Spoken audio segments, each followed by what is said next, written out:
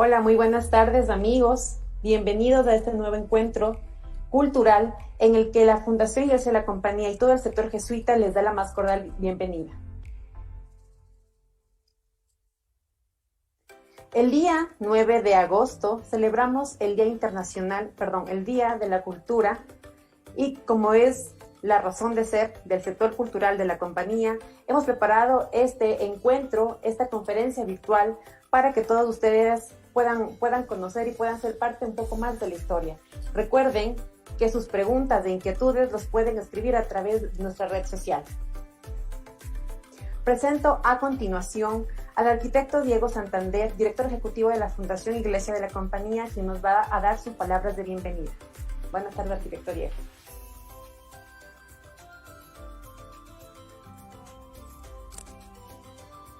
Gracias, Gaby. Buenas tardes. Buenas tardes a todos quienes nos acompañan. Nuestro sentido agradecimiento por la presencia de todos ustedes en esta nueva oportunidad que nos reúne y que nos acoge desde el sector cultural, sector cuyo apostolado trata, mediante el mensaje de la cultura, mediante la vivencia cultural, llegar a todos ustedes con rostro humano, amigable, con un mensaje también evangelizador.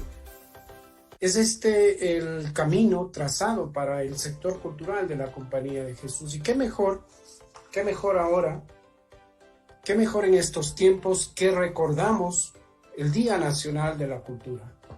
Que tiene que ver con nuestra identidad, con nuestra memoria, con nuestra manera de ser, nuestras raíces y nuestros valores, que se nos ha confiado también conservar, difundir, compartir con todos ustedes.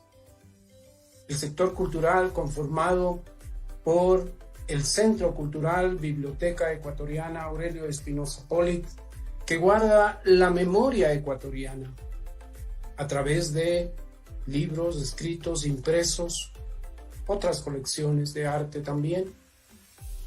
La Fundación Iglesia de la Compañía de Jesús, que conserva, mantiene el templo barroco quiteño de valor universal como es la Iglesia de la Compañía de Jesús, la Casa Museo María Augusta Urrutia, que guarda también en el centro histórico una memoria y una vivencia de una persona que transmitió desde su ser, desde su manera de ser, esa acogida a los pequeños, a los adultos mayores y a toda la gente de corazón que supo alrededor suyo también cubrir. Gracias por estar con todos nosotros. Una vez más, la bienvenida desde el sector cultural a esta nueva oportunidad que tenemos para transmitirles a ustedes nuestro mensaje. Muy buenas tardes.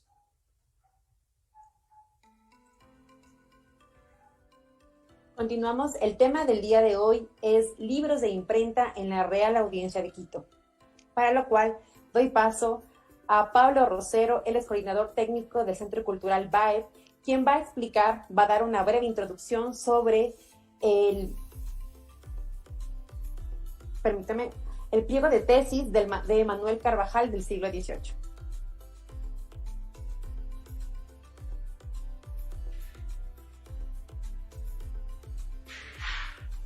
Y Gaby, buenas tardes a todos los que se unen a este evento. Mi nombre es Pablo Rosero, soy el coordinador técnico del Centro Cultural Biblioteca Ecuatoriana Aurelio Espinosa Polit, y en esta tarde vamos a compartir sobre un importante documento impreso en esta primera imprenta traída por la Compañía de Jesús en 1755.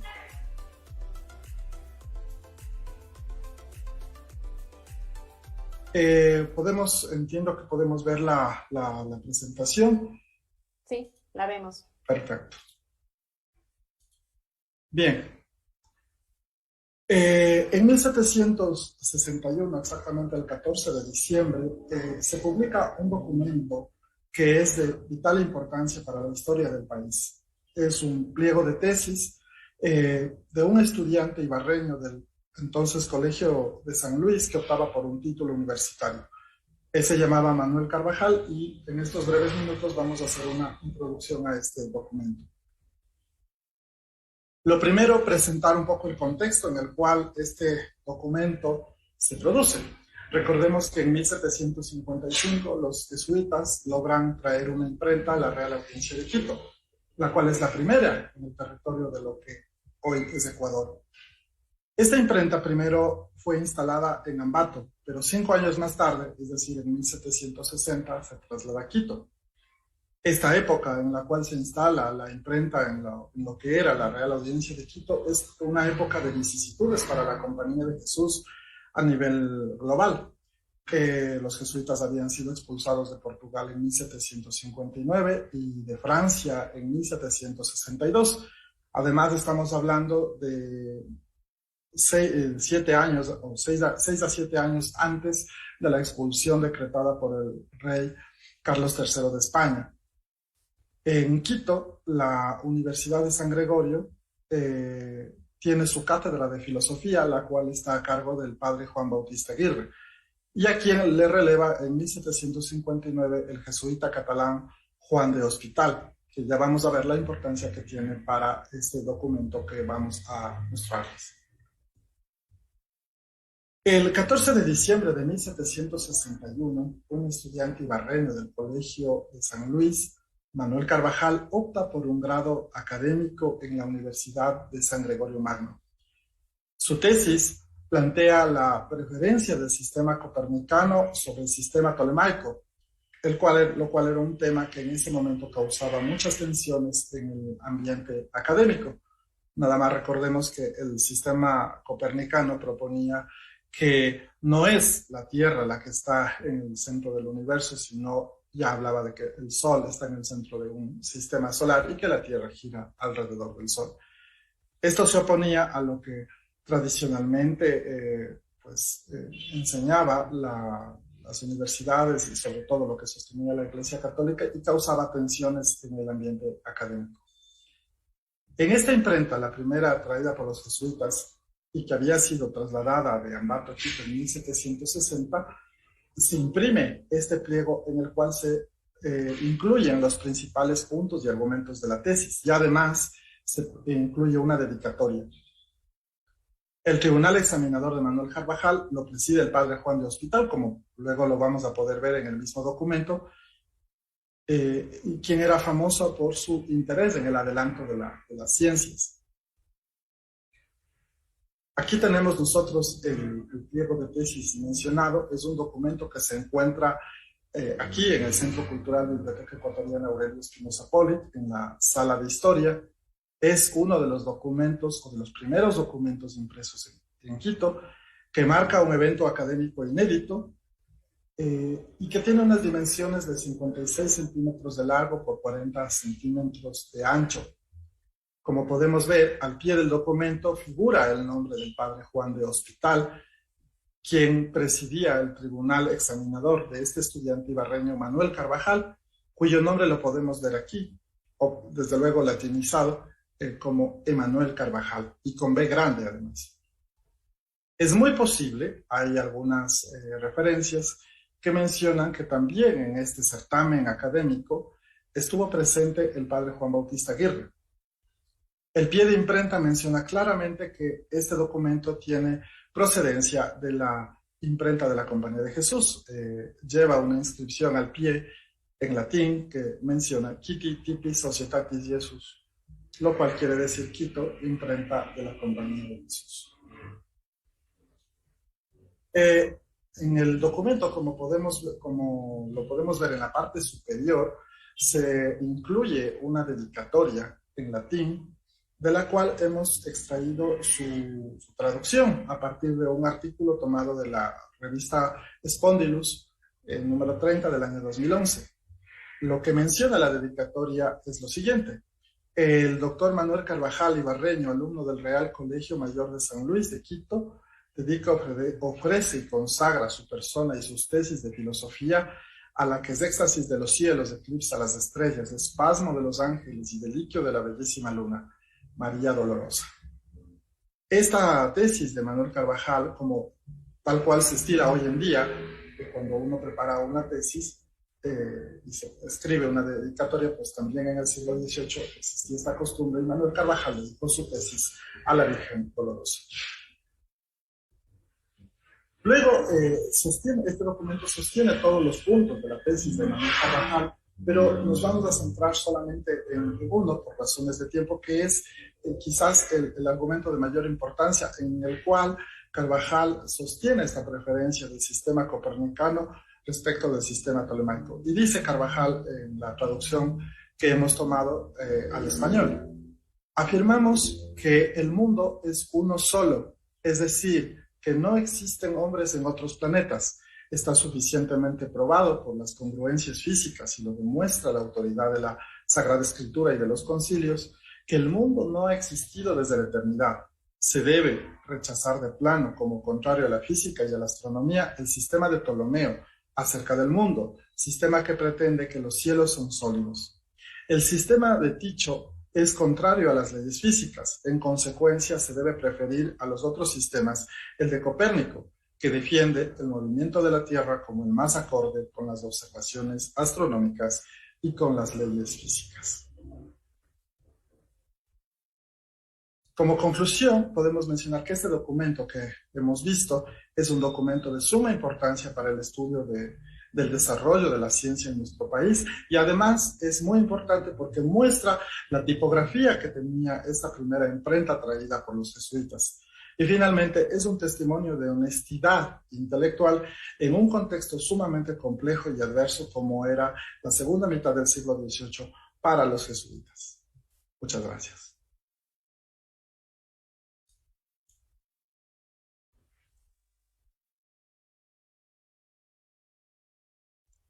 Gracias, Pablo, por tu aporte. Siempre es muy valioso conocer un poco más sobre la historia. Damos en este momento paso al hermano jesuita e historiador David Chamorro, quien nos va a ayudar con más conocimientos acerca de los libros de la imprenta que se dio en la Real Audiencia de Quito. Hermano David, estamos con usted. Bienvenido.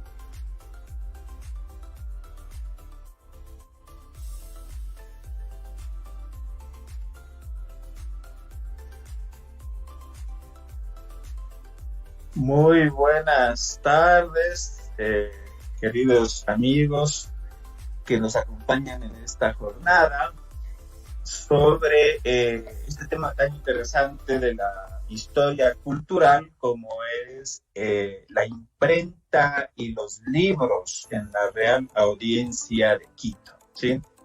Y lo que ha dicho Pablo es sumamente oportuno, me ayuda a desarrollar algunos temas que él ha presentado en los pocos minutos que nos ha precedido, ¿no?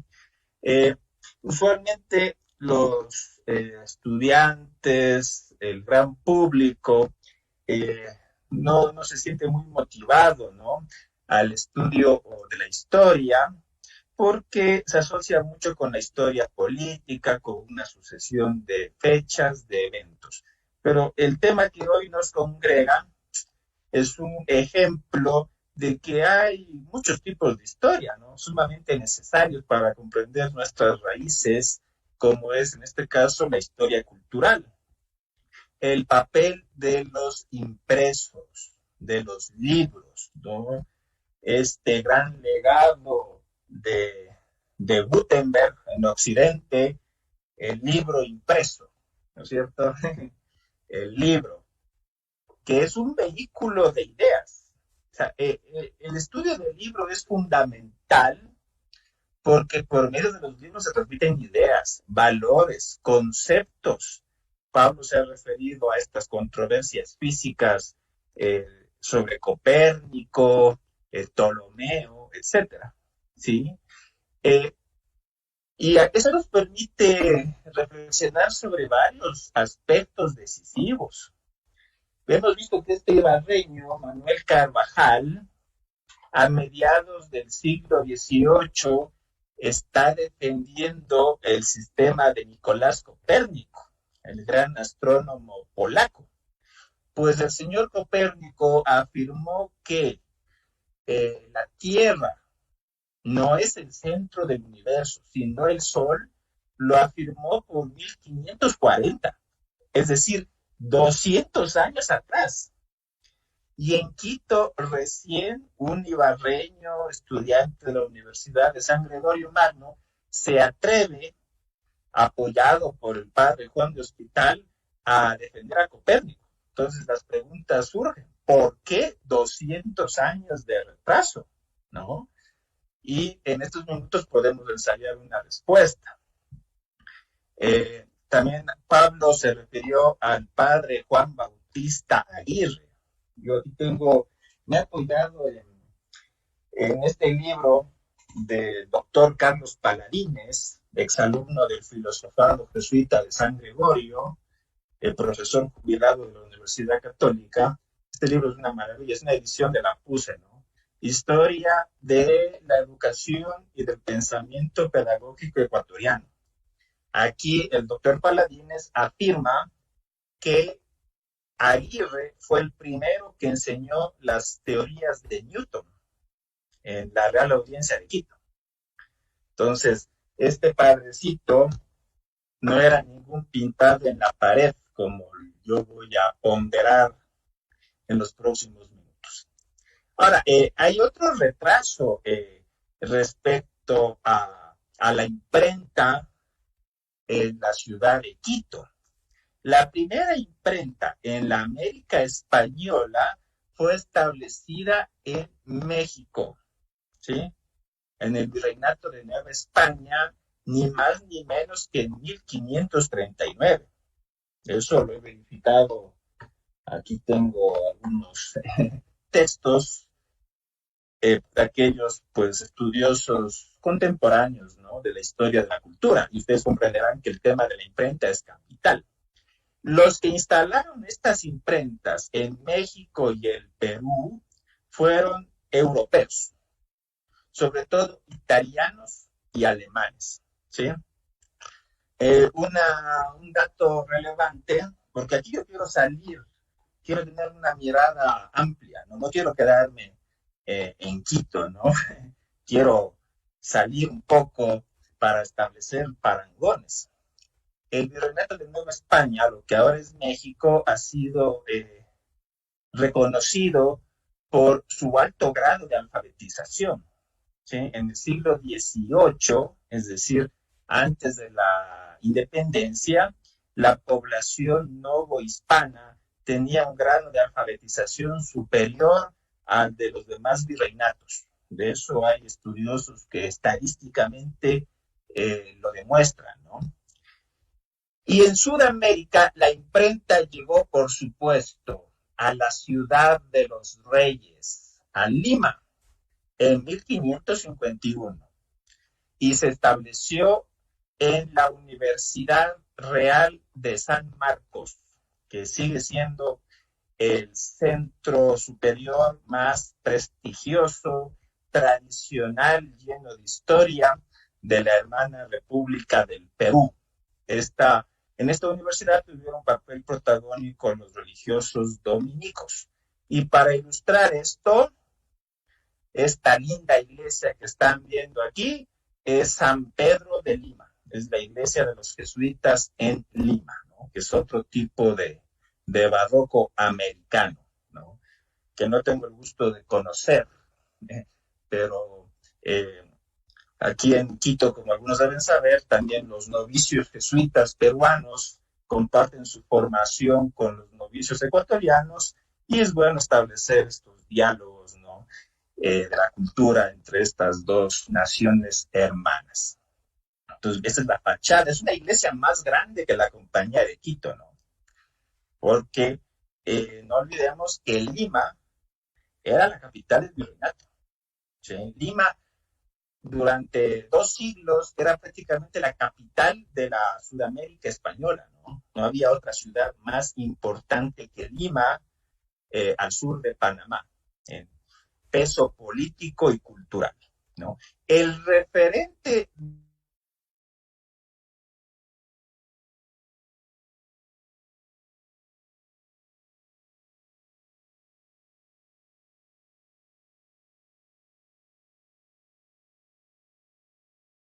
universidades americanas, ¿no? La noble y admirable Universidad de Salamanca, ¿sí? En esta Universidad de San Marcos fue fundada en 1551 y la imprenta se establece 30 años después en el Perú. Y no fue la única imprenta la que funcionó en la Universidad de San Marcos. En Lima hubo varias, ¿no? Ahora, eran otros tiempos, mis queridos amigos. No es como ahora que por medio de Facebook y de Twitter podemos transmitir cualquier idea descabellada, ¿no? Cualquier información sin contrastar. En esta época, la información, los libros, la imprenta era duramente controlada por la corona española y había la censura eclesiástica, ¿no? Siguiendo los cánones del Concilio de Trento. Trento, este concilio del siglo XVI, estableció el nihil obstat, lo dejó claramente establecido, es decir, que este librito que está fotografiado de lo que se conserva de la Biblioteca de la San Gregorio, ¿sí?, que es de Francisco Suárez, el filósofo jesuita del siglo XVI, un peso pesado, por cierto. Este librito tiene nihil obstat, es decir, el señor obispo, los superiores jesuitas dieron su plachet, su luz verde para poder imprimir esto, ¿no? Y también para traerlo a América.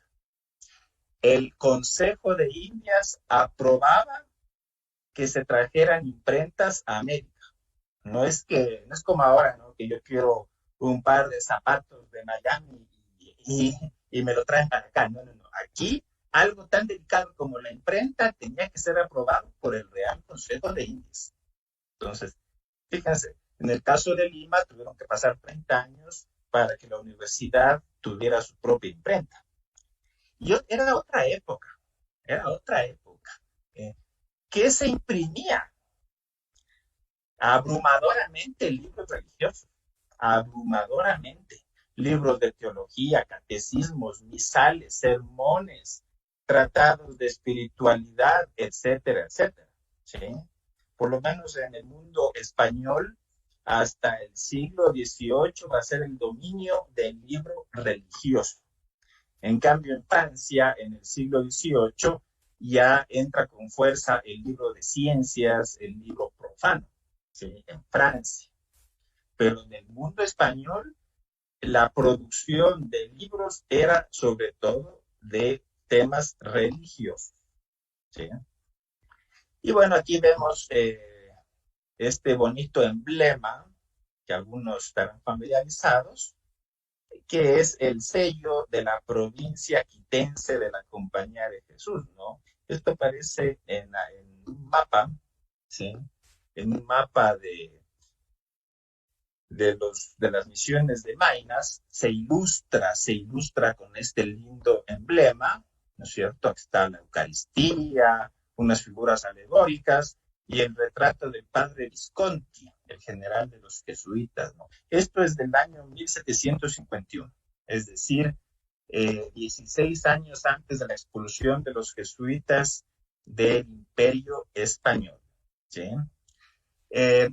Como vamos a hablar de la Real Audiencia de Quito, pues en este territorio los jesuitas tenían una provincia. La provincia de Quito incluía el Colegio de Panamá y también incluía, por ejemplo, las misiones de Maynas, que es buena parte de la Amazonía, y también los colegios jesuitas de Pasto, de Buga, de Popayán, pertenecían a la provincia de Quito, ¿sí? Las otras provincias de la asistencia de España, de los jesuitas, eran México, el Nuevo Reino de Granada, o sea, Colombia, que también incluía Venezuela, Perú, Chile, que era viceprovincia, y Paraguay. Esas eran las provincias que tenían los jesuitas en América Española. Es decir, Quito tenía su relevancia. Fíjese que no hay una provincia jesuita de Argentina. No, no, no, no. El norte de Argentina y Buenos Aires pertenecía a la provincia de Paraguay, ¿sí? Centroamérica pertenecía a la provincia de Nueva España, o sea, México. Entonces, eso para relevar el papel, la importancia que tuvo Quito como sede de un provincial, ¿no? Aquí un poco la organización de la provincia de Quito, ¿no es cierto? Esto lo habla mucho el padre Joanén. José Joanén fue superior de los jesuitas en el Ecuador en el siglo XX y luego se dedicó a la historia, fue un historiador aficionado y él tiene la monumental historia de la provincia jesuita de Quito, ¿sí? En la que recoge muchos de los datos sobre los libros, sobre la enseñanza de la filosofía, sobre la primera imprenta, etcétera, etcétera. Entonces, esta provincia, que es el ancestro de la actual provincia ecuatoriana, como ven aquí el organigrama era mucho más sencillo, ¿no? Los sectores apostólicos eran educación y misiones, ¿sí? Básicamente. Y dentro de la educación brillaba con luz propia la Real y Pontificia Universidad de San Gregorio Magno, fundada, establecida entre 1620 y 22, y que funcionaba contigua a la iglesia de la Compañía, que todos conocemos, ¿sí? Hacia el norte, en la misma manzana, estaba la Universidad de San Gregorio Magno, que tenía 2 pisos, un pórtico solemne, sobrio, en lo que ahora es el Centro Cultural Metropolitano, ¿no? En el campo de las misiones destacaba la misión de Maynas, que eso ha sido suficientemente estudiado por el padre Iván Lucero, que es el gran experto en el tema, y también añado los ministerios espirituales, ¿no? La pastoral sacramental, los ejercicios. Los jesuitas tuvieron una casa de ejercicios en el Panecillo, la dirección espiritual y su noviciado en La Tacunga, hasta que fue destruida por el terremoto de mediados del siglo XVIII. Aquí vemos el famoso cuadro del padre Samuel Fitz, el mapa del Marañón o Amazonas, con la misión de la Compañía de Jesús entre estos pueblos, naciones infieles, que esto también se lo conserva en la Biblioteca Ecuatoriana, Centro Cultural. Como pueden ver, esto era la provincia de Quito, todo esto, ¿no? Todo esto. Aquí ponen Pasto, Popayán, donde los jesuitas quiteños tenían colegios. Juan de Velasco, el primer historiador de nuestro país, el momento de la expulsión estaba en Popayán. Estaba enseñando en Popayán cuando llegó la orden de Carlos III. Bueno, el Colegio de Quito. Aquí es fundamental conocer sobre el Colegio de Quito, fundado pues a finales del siglo XVI, que se va a convertir en colegio seminario. Esta es una fotografía que yo la tomé personalmente del archivo de la Compañía de Jesús en Roma, ahí anexo prácticamente a nuestra casa general, ahí donde vive el padre Arturo Sosa, ¿sí? En Borgo Santo Espíritu, y el bibliotecario, un simpático jesuita polaco, me compartió esta fotografía, este Excel, como suelo yo decir, donde está la descripción de los profesores de la comunidad jesuítica del Colegio de Quito en 1693, ¿no? Entonces aquí podemos apreciar las celdas, ¿no es cierto?, de este estupendo Excel del siglo XVII. Aquí están el nombre del superior, los profesores, la patria, o sea, de dónde son originarios, la edad, la salud, el tiempo de compañía, los grados, los títulos académicos que han alcanzado. Entonces, la lista es grande, ¿no? En este colegio de Quito podían vivir medio centenar de religiosos, ¿sí? Entonces, este colegio va a tener un esplendor humanístico, ¿sí? Aquí, en la biblioteca del Colegio de Quito, se va a atesorar libros de literatura clásica, griego, latín, pensemos en Virgilio, pensemos en Séneca, Horacio, necesarios para los ejercicios de gramática. La enseñanza en la Universidad San Gregorio era en latín, no era en español. Si no sabías latín, no te graduabas, así de simple. Entonces, los seminaristas, los jesuitas jóvenes, tenían que aprender latín. Entonces, una de las fortalezas de esta biblioteca era todo lo referente a la lengua latina. El ordenamiento de los estudios estaba fijado por la Ratio Studiorum, el plan de estudios de los jesuitas establecido en 1599 por el padre Claudio Acquaviva. Esta Ratio Studiorum estaba vigente en Quito, en Santa Fe de Bogotá, en México, en Múnich, en Roma, en París y ahí donde los jesuitas tuvieran colegio. Era el mismo plan de estudios a nivel universal. Y en el campo filosófico-teológico, la Ratio Studiorum, el sistema jesuítico, era fiel absolutamente a la escolástica, ¿sí? Al sistema medieval que luego fue consagrado por Santo Tomás de Aquino, ¿no? El doctor angélico. Entonces, buena parte de los libros de esta biblioteca jesuítica son de Santo Tomás o de sus comentaristas, ¿no? El padre Juan de Velasco dice que durante 170 años este colegio seminario de San Luis formó a una numerosa y florida juventud que siguió la carrera sacerdotal o como seglares pues estudiaron derecho, ¿sí? Guerra, Samuel Guerra, que es un filósofo, también fue profesor de la Universidad Católica, fue jesuita del San Gregorio, al igual que Carlos Paladines. Él señala que a finales del siglo XVII se da una progresiva decadencia de los estudios filosóficos. Y la razón tiene que ver con lo que estaba explicando Pablo en gran parte, ¿sí? Esto no es tan fácil de entender, pero voy a hacer el intento y para eso he conseguido estas imágenes. Se da a lo largo del siglo XVII en todas las universidades españolas en América y también por supuesto en Salamanca, este debate entre fe y razón, ¿sí? Los españoles eran sumamente fieles al tomismo, es decir, al sistema creado por Tomás de Aquino, ¿sí? Pero a lo largo del siglo XVII, y para esto hay que saber algo de filosofía, se da una revolución en el pensamiento de Occidente. Aparece, fruto de las aulas del colegio jesuita de la Flèche en Francia, este personaje que marca un hito en la historia de la filosofía europea, Descartes. Descartes fue alumno de los jesuitas, ¿sí? El gran filósofo, el autor del discurso del método. Descartes fue tan brillante, estoy hablando de mediados del siglo XVII, que va a trastocar la filosofía tomista que sus maestros jesuitas enseñaban en Europa, ¿sí?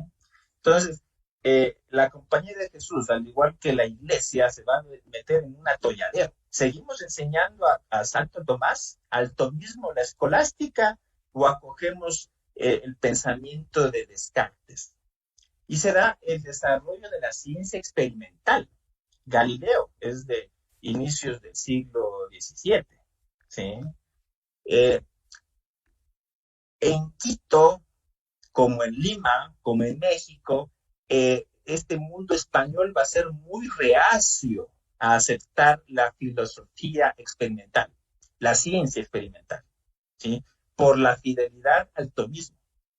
Si uno revisa la biblioteca de la Universidad San Gregorio, va a haber muy pocos libros de Descartes, por ejemplo, muy pocos, ¿sí?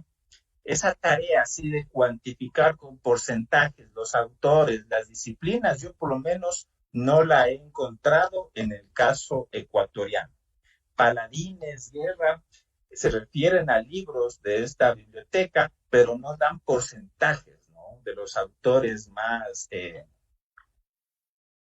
citados en estas bibliotecas coloniales. Ese esfuerzo de cuantificar qué libros mismo había en las bibliotecas de Quito sí existe para el caso colombiano, que es este libro, que es una maravilla, del padre José del Rey Fajardo, un jesuita español que ha trabajado en Venezuela, la Biblioteca Colonial de la Universidad Javeriana. ¿No? Aquí el padre Fabio Ramírez presenta con porcentajes las disciplinas, los libros, los autores que tenía la biblioteca de la Universidad Javeriana, ¿no? En Bogotá. Bueno, eso quería mencionar. Entonces, en Quito, los jesuitas, los dominicos, los agustinos van a defender el tomismo y se va a dar un anquilosamiento del pensamiento filosófico. Consideremos que la física era parte de la filosofía. En la Ratio estudió la cátedra de física, la enseñaba un filósofo. No era una ciencia como ahora vemos que en la Politécnica hay cátedras de física, ¿no? Y que tienen los laboratorios y los instrumentos. No. En Quito, al igual que en Lima, la física era parte de la filosofía. Y había 3 sistemas astronómicos en disputa, ¿no? Esto es parte de los debates que el tema del libro nos remite, ¿no? A las ideas, en este caso las ideas sobre la representación del universo. Estaba el sistema de Ptolomeo, el astrónomo helenístico de 18 siglos atrás, ¿no? El que decía que la Tierra es el centro del universo. Ese sistema fue recogido, aceptado por la Iglesia durante siglos. Copérnico ya en 1540 dijo, no señor, la Tierra gira alrededor del Sol. Basta observar, recurrir a instrumentos para descubrirlo, ¿sí? Y hubo un astrónomo danés, que es el que lo mencionó Ibarreño Carvajal, cuando habla de Tycho.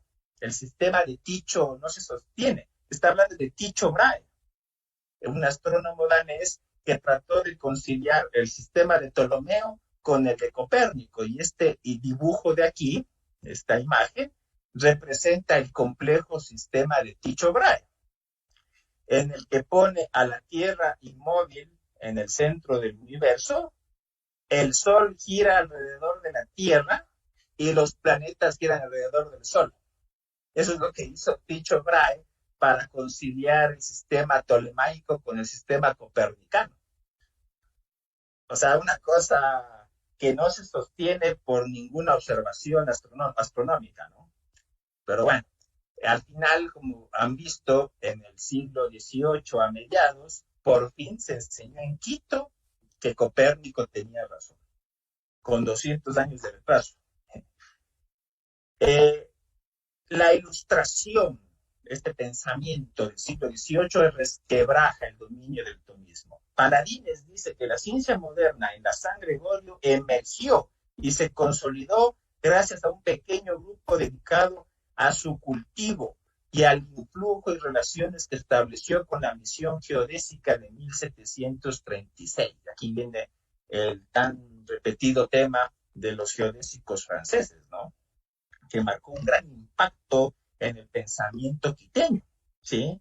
Me refiero a la Condamine, Godin y Bouguer, estos miembros de la Academia de Ciencias de París, que llegaron a Quito en la primera mitad del siglo XVIII para establecer mediciones y determinar si, según la teoría de Newton, que habló de la gravitación universal, movimiento de traslación, de rotación, etcétera, todo eso que nos enseñan en la escuela, la Tierra, por ende, es achatada en los polos o en el ecuador. Entonces, para eso vinieron con la Condamine y compañía. Hicieron unas mediciones trigonométricas a lo largo del callejón interandino y concluyeron que el planeta Tierra es achatado en los polos, ¿no? ¿Cómo lo descubrieron? Usando trigonometría, ¿no es cierto? Entonces, ahí lo que dice Paladines es que ese ejercicio de ciencia experimental ayudó a destruir el anquilosamiento de la física, de la filosofía en el Quito colonial, ¿sí? Recordemos que también colaboró en la misión geodésica el riobambeño ilustre Pedro Vicente Maldonado. El padre Juan Mañán, un jesuita alemán, se hizo muy cercano con la Condamine, intercambiaron conocimientos, ideas, y Mañán escribe un libro, estoy hablando de 1100,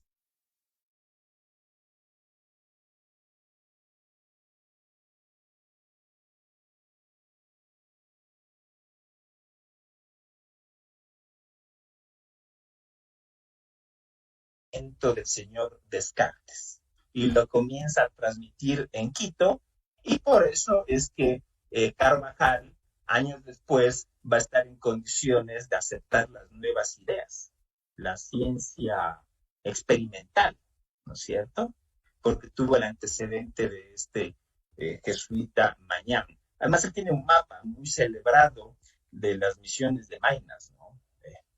Aquí está la bula de creación de la Universidad de San Gregorio Magno, ¿sí? Y Paladines y Guerra mencionan, entre otros, a 3 profesores jesuitas que transmitieron las nuevas ideas en la Universidad de San Gregorio. El padre Francisco Javier de Aguilar trató de conciliar el sistema tolemaico con el copernicano, es decir, siguió las ideas de Tycho Brahe. Este caballero enseñó del 53 al 56 la cátedra de física. El sucesor de Aguilar en la cátedra de física, un hombre que leyó a Newton, leyó a Descartes, por supuesto, leyó a Copérnico, porque esos libros él tuvo acceso, fue el gran dauleño, el poeta insigne de la colonia ecuatoriana, Juan Bautista Aguirre, profesor de física del 56 al 58. Luego de enseñar ese brillante curso de física, y se ha traducido y se ha analizado la física del padre Aguirre, el volumen que escribió para sus clases, él fue el socio del Provincial en Quito cuando se produjo la expulsión, ¿sí? Él fue el socio, o sea,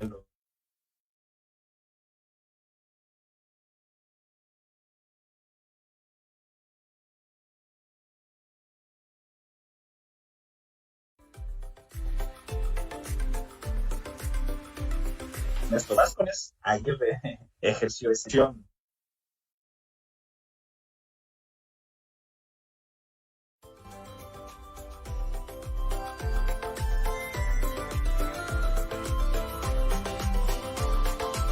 De quebradas, de cuestas y cosas de esas, ¿no? Bueno, y después de Aguirre viene el padre Juan de Hospital, que es el que le dirige la tesis a Carvajal, tal como nos mencionó Pablo. Hospital, huelga decirlo, defendió el sistema copernicano. Entonces, para comenzar a sintetizar, se da una confrontación con la Ilustración. El tomismo se resiste a aceptar la ciencia experimental, pero era una batalla perdida. El padre Banger, un historiador de la compañía, él dice que la Ratio Studiorum, que fue brillante en el siglo XVII, ya no se actualizó en el siglo XVIII y produjo una serie de decadencias en la enseñanza jesuítica.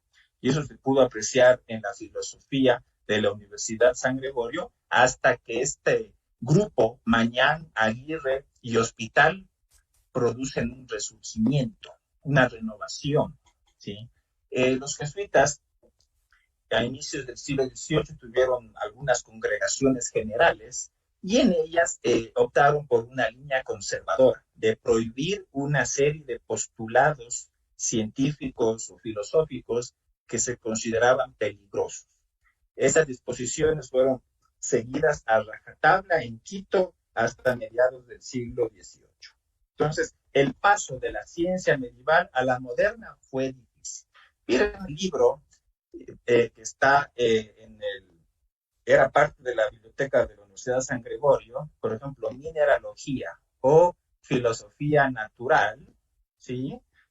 Y aquí vemos de dónde es este libro que los jesuitas utilizaron en la Universidad de San Gregorio. Lugduni, ¿eso dónde queda? Lugdunum es Lyon, en Francia. Hay muchos libros franceses. en la Biblioteca de la San Gregorio. El padre Micó Buchón dice que libros que fueron editados en Francia, en concreto en París o en Lyon, en 1750, 2 años después, ya los jesuitas los tenían en su biblioteca. 2 años después, ¿no? Esa es la parte de lo que se conserva de la biblioteca de los jesuitas. La primera imprenta, bueno, hasta aquí hagamos una pausa. Sí, he hablado como casi 40. Hagamos una pausa si tuviera alguna pregunta, queridos amigos, Pablo o la que me está ayudando a receptar las preguntas, si tuviera alguna pregunta sobre estos temas librescos, astronómicos, filosóficos, antes de hablar sobre la primera imprenta, que es una cosa breve, ¿no? El mismo padre Joanet no le dedica más de 2 páginas a la aventura de la primera imprenta.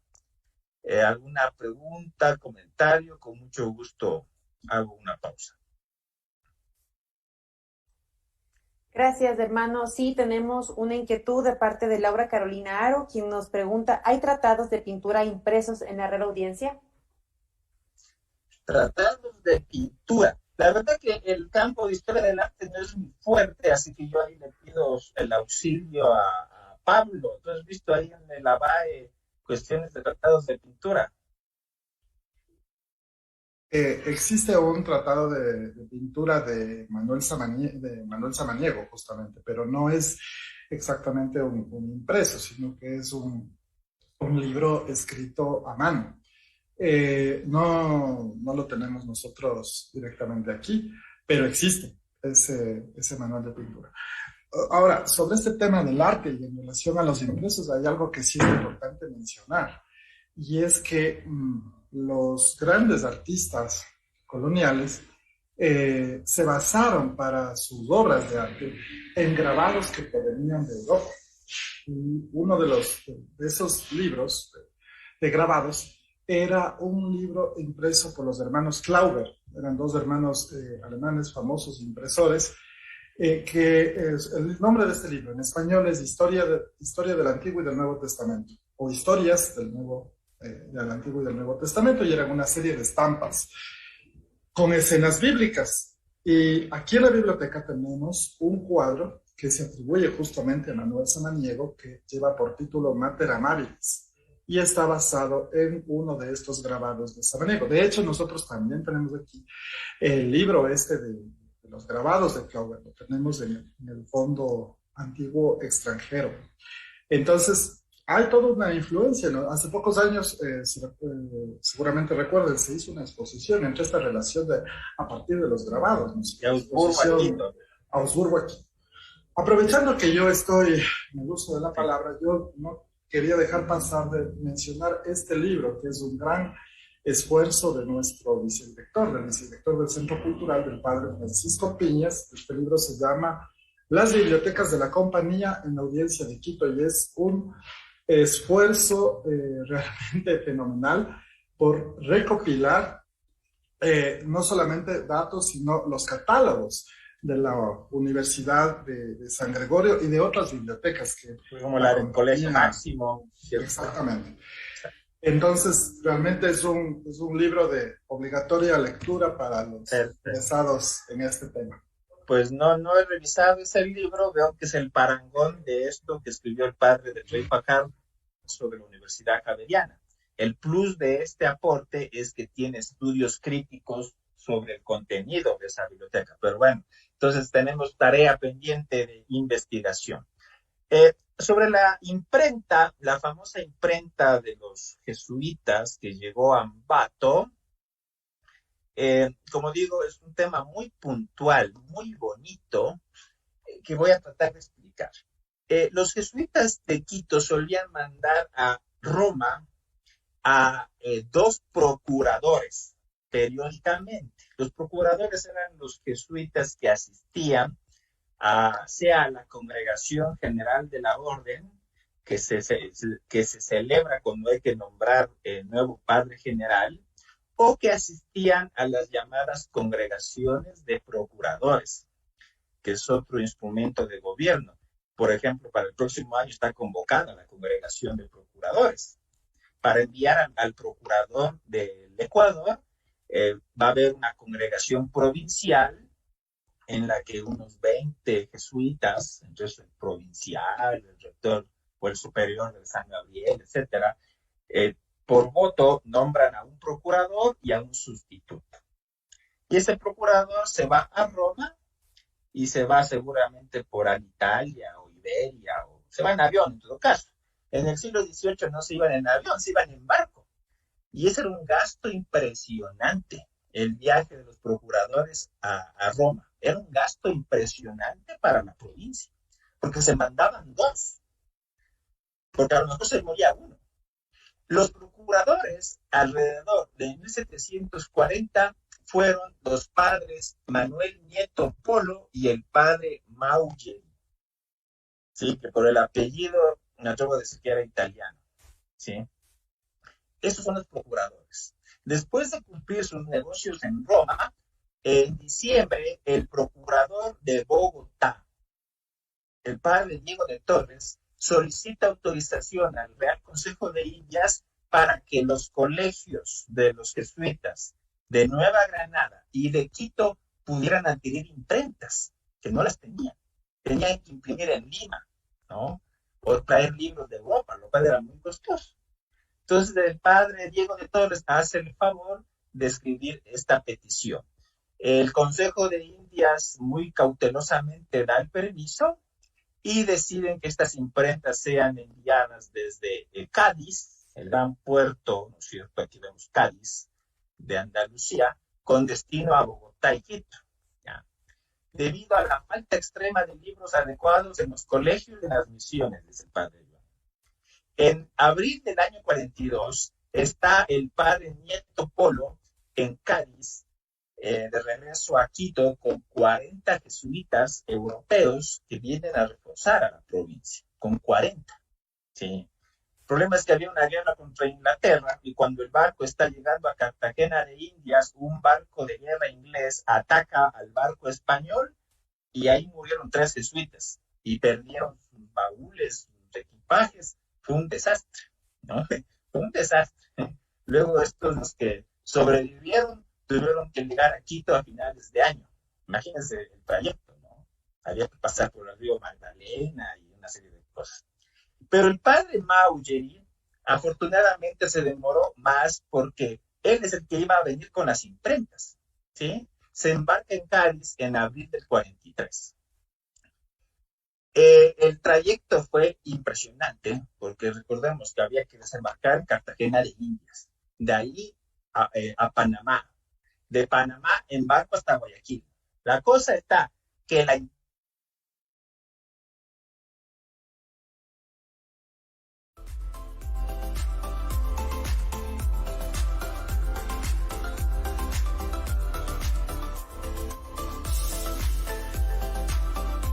jesuitas y la establecen en la escuelita que tenían los jesuitas en Ambato, en este lugar. Los que conocen Ambato saben que es la capilla de la Medalla Milagrosa. Aquí está el Feyal, una sede del Feyal, y aquí era la escuela de gramática de los jesuitas, y ya extenuados por el viaje, dijeron que se queda aquí en Ambato. Y al año siguiente se edita en Ambato, con esta imprenta, el primer libro impreso en nuestro país, que fue Piissima Erga Dei Genitricem Devotio, es decir, devoción a la Piísima, es decir, a la Madre de Dios, un libro piadoso, un devocionario, un devocionario. Este libro era en octavo, o sea, de estas dimensiones, ¿sí? Esto se llama octavo, por el tamaño de, que son los libros normales que ahora consumimos, ¿no? De este tamaño. Y hubo otros libros que se imprimieron en Ambato, una carta pastoral de un señor obispo, novena en honra del glorioso patriarca San José, hasta que esta imprenta fue trasladada por fin a Quito. ¿Quién fue el impresor de estos libros, tesoros de la cultura ecuatoriana? Los primeros libros impresos en nuestro territorio nacional fue un hermano jesuita, el padre Adam Schwartz. El hermano Adam Schwartz que era hamburgués, o sea, de Hamburgo, Alemania, un hermano jesuita. Al igual que los arquitectos del templo de la compañía, el hermano Gandolfi, recordarán, hermanos jesuitas. Al igual que el hermano Hernando de la Cruz, el que le dio a Santa Mariana de Jesús de la Santidad, el hermano de la Cruz, también hermanito. Entonces, ese es el legado de los hermanos. El primer impresor fue un hermano jesuita que luego transmitió su arte, este arte noble de la impresión, a un quiteño, el maestro Raimundo de Salazar. La imprenta llega en el año 59 al Colegio San Luis y 8 años después es secuestrada cuando se produce el extrañamiento de los jesuitas, ¿no? Bueno, entonces, eso es el tema de la primera imprenta. Un dato, Eugenio de Santa Cruz y Espejo va a ser el bibliotecario de la biblioteca de San Gregorio del Colegio Máximo, el custodio de esos miles de volúmenes, una vez que los jesuitas son extrañados, ¿no? Bueno, eso yo podría decir sobre la primera imprenta, pero creo que es mejor dejar siempre espacio para preguntas, comentarios de estas historias tan decisivas para el devenir cultural, intelectual de lo que ahora es la República del Ecuador. Entonces, si me ayudan con alguna otra pregunta, comentario, si Pablo quiere hacer algún feedback, pues con todo gusto, adelante. Sí, Carlos Daro nos pregunta ¿cuántas personas operaban en la imprenta? Tal vez se conoce eso. Bueno, lo que yo he visto en el padre Yuanén es que el tipógrafo fue el hermano Schwartz. Obviamente este maestro Raimundo habrá sido su ayudante. Yo creo que con 2 o 3 personas habrá sido suficiente. No eran grandes máquinas, ¿no? Y eso se prueba en que lo que se imprimió en Ambato y después en Quito eran devocionarios, eran cartas pastorales, o sea, libros pequeños. No crean que se imprimían libros gordos, ¿no? Entonces eso hacía que se manejaba con pocas personas. Eso, ¿qué otra pregunta, comentario, algún dato adicional? Sí, aquí quiero comentar, Juan Carlos Pinos Granda aporta con la respuesta anterior, con la pregunta anterior, perdón. El Tratado de Pintura de Samaniego se inspiró en el libro El Museo Pictórico y la escala óptica que circuló en Quito. Esa es respuesta para la primera pregunta también. Fantástico. Vamos a revisar si tenemos alguna otra inquietud. Permítame un segundo, por favor. Hasta que revise las preguntas, es que las hubiera, después de la expulsión de los jesuitas, después de que los dominicos perdieron la administración de su universidad, la Santo Tomás, se da un refuerzo del control real sobre el pensamiento, sobre estos claustros universitarios. Y lo que se va a tratar por todos los medios es de impedir que a América lleguen libros franceses. Todo libro francés va a ser sospechoso de revolución. Por ejemplo, Voltaire.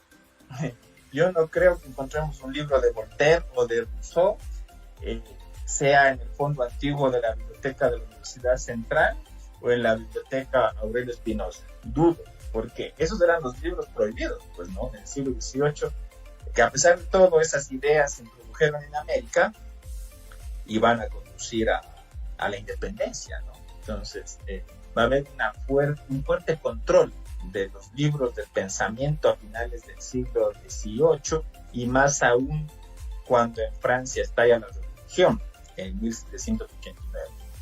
Eso yo podría mencionar muy rápidamente. Bueno, Pablo, no sé qué quieres aportarnos. Adelante.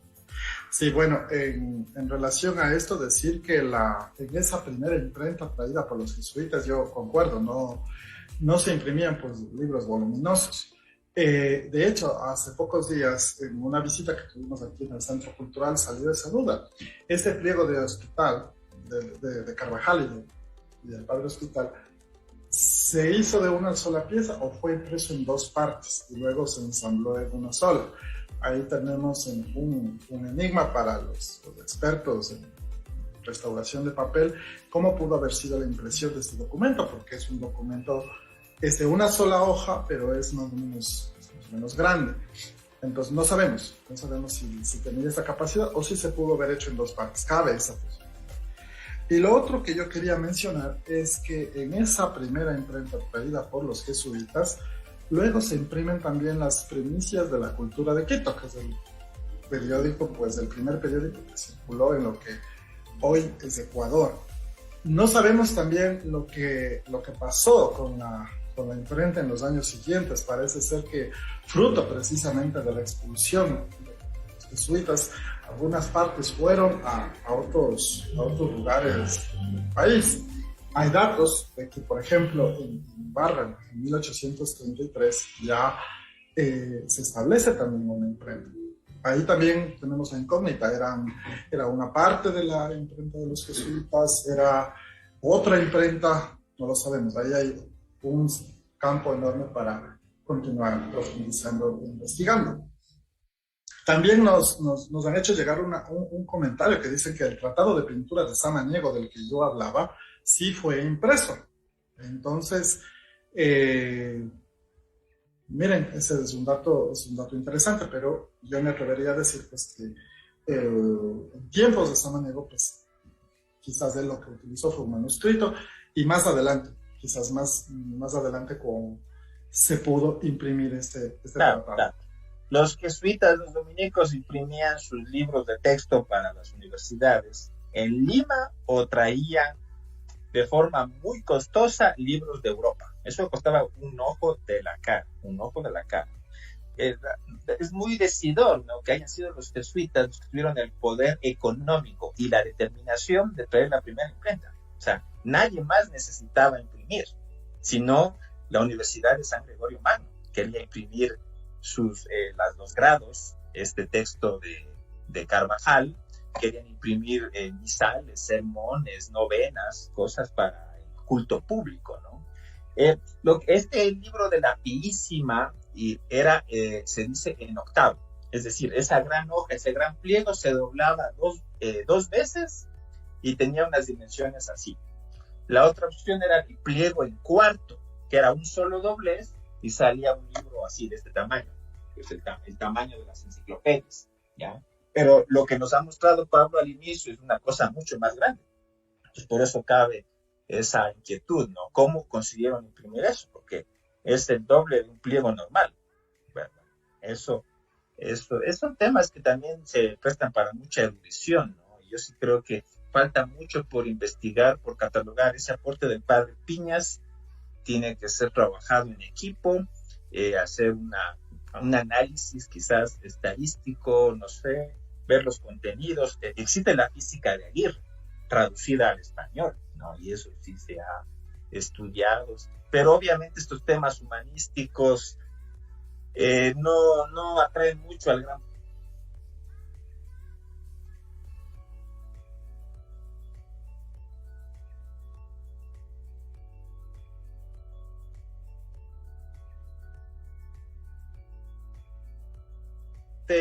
no tengo nada más que decir.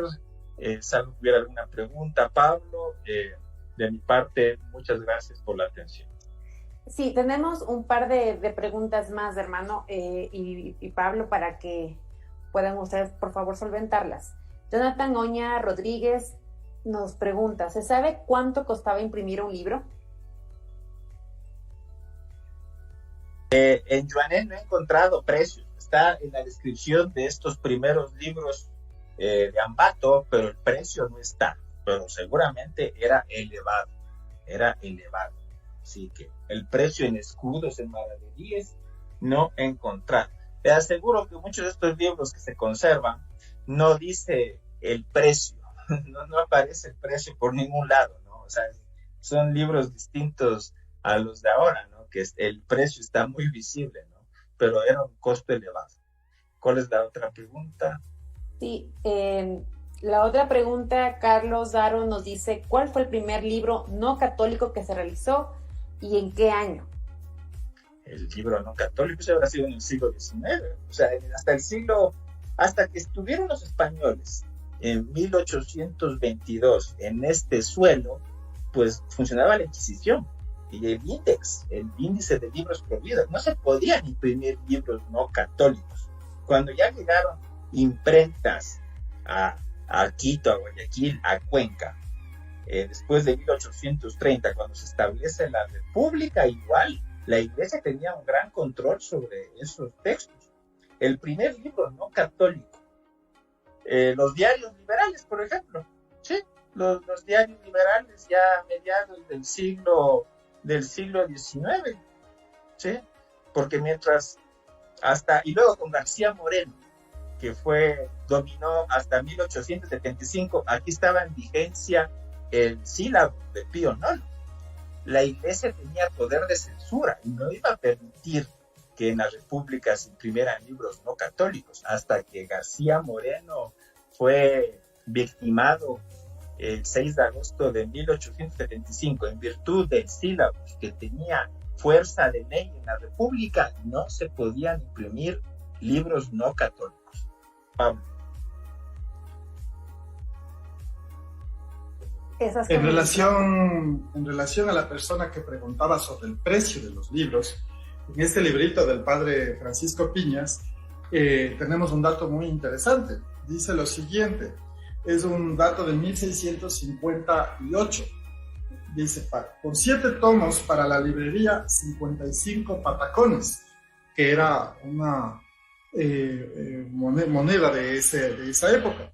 Y el padre Piñas anota aquí, dice, un patacón era el nombre que se daba comúnmente a un peso y tiene un equivalente aproximado a $100 actuales. Un salario de un obrero era un patacón mensual. Entonces, como vemos, los libros eran bastante caros.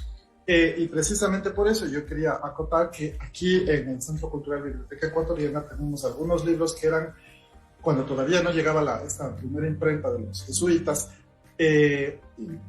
transcritos a mano, es decir, libros que circulaban en Europa y se les hacía copias a mano. Y esos libros los tenemos también aquí como parte del Fondo Antiguo Extranjero. Y en relación también a la pregunta que hablaba de cuál fue el primer libro no católico, bueno, sobre los libros ha dicho David, y yo quería mencionar un periódico que es el mismo Primicias de la Cultura de Quito, que circula ya en 1792, que un pequeño espejo, digamos, hablaremos de la primera publicación no católica. Pero hay una publicación católica escrita, o mejor dicho, escrita por un sacerdote, por el padre Fray Vicente Solano, que es un tratado sobre la predestinación de los hombres. El primer impreso en Cuenca, que lo tenemos aquí, su original lo tenemos aquí en la Biblioteca Ecuatoriana Aurelio Espinosa, y este libro fue incluido en el índice de los libros prohibidos que hablaba David hace un momento. Entonces, miren, la censura era una cosa seria en aquella época, no era que solamente las publicaciones no católicas corrían ese riesgo, también las que provenían de autores religiosos.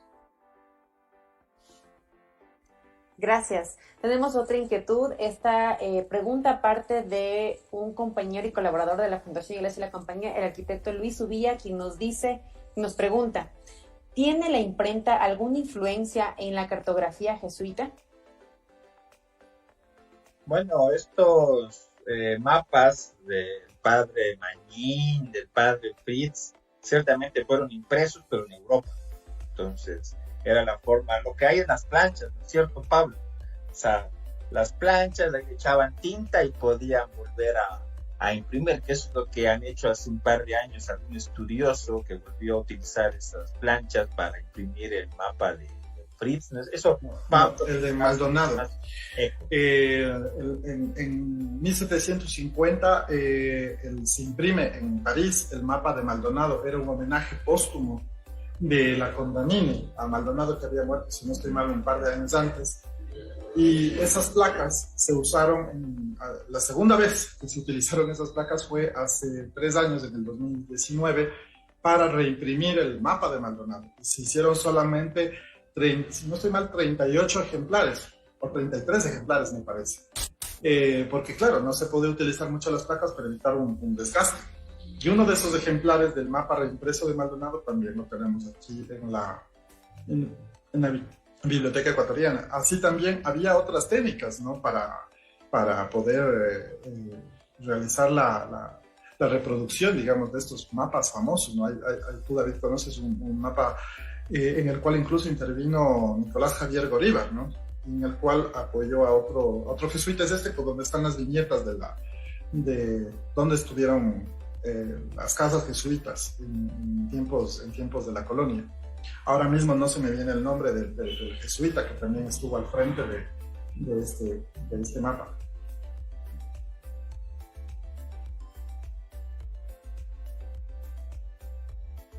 Listo. Otra inquietud, no sé si es la última, pero nos preguntan, ¿se sabe que habían penalidades para las personas que maltrataban o dañaban los libros?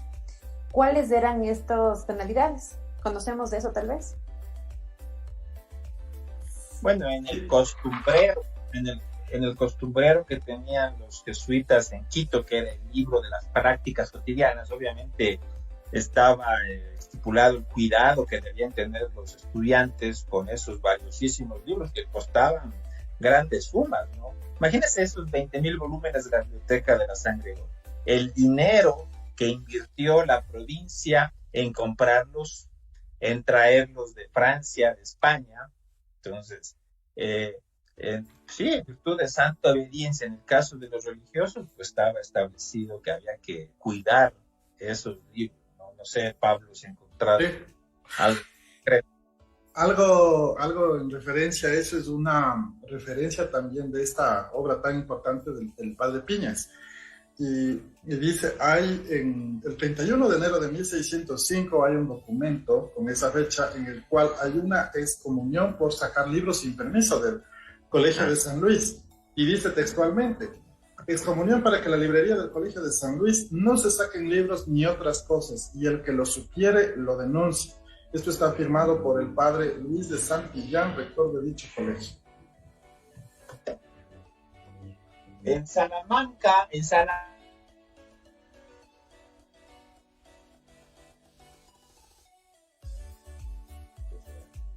Parece que tuvimos un problema de conexión con el hermano David. Esperemos un poquito para que retome la respuesta.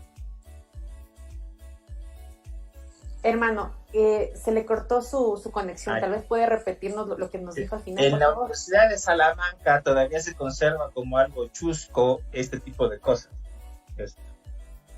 que son los avisos que ponían en lugar muy visible en esta universidad pontificia, con lo que acaba de mencionar Pablo, ¿no? Hay excomunión para quien enajene, traiga libros de esta biblioteca, ¿no? Entonces, como bien señala Pablo, y me acordé de esto que lo tengo aquí en un lugar visible, hay excomunión reservada a su santidad contra cualesquiera personas que quitaren, distrajeren o enajenaren algún libro de esta biblioteca.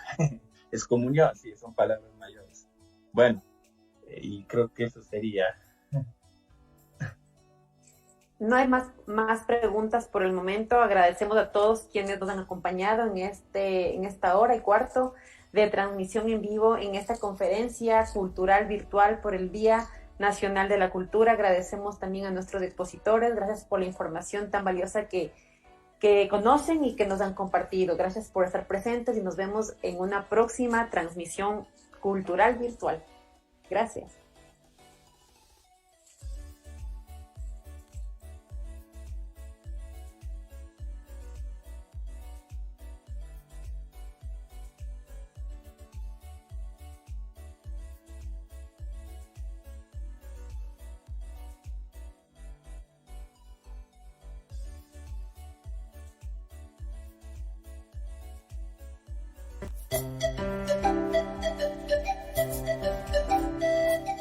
Cultura es un sustrato humano que nos da sentido, identidad. Cultura es memoria y conocimiento en acción. Es a la vez creación y legado. La cultura nos permite ir al encuentro de los demás. Entiendo la cultura como la expresión propia del sentir de una comunidad. La cultura es una forma de relacionarse, una forma de vivir lo cotidiano. Cultura crea comunidades abiertas que tienen la posibilidad a través de saberes, de la memoria y el conocimiento de reinventarse cada día. Cultura es ese tejido de relaciones significantes a partir de las cuales los seres humanos damos sentido a las diferentes formas de ser y estar en el mundo. Cultura es pueblo, cultura es paz y justicia, cultura es esperanza.